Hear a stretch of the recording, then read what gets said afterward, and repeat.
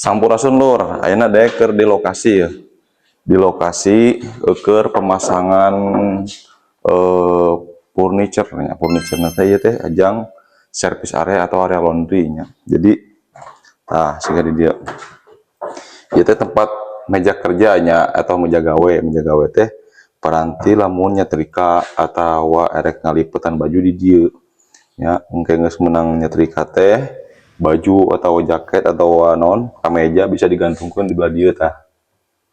Ya, di dia. Jadi ieu teh lain pergi masaknya lain kitchen set ya gitu. Itu paragi ngalondri itu gitu. Sok bisa ente pesen ge mangga ka dieu kadeknya. Itu tah. Ya posisinya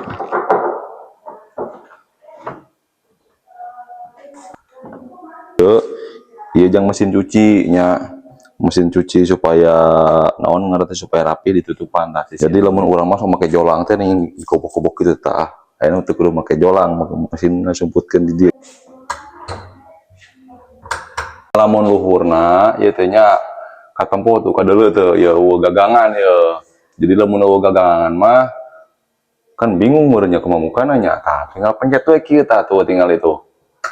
Tuh kan tinggal narik gitu, tutupkan deh gitu, dorong. Nah, jadi itu lain pakai robotnya lain, itu aya alatna gitu.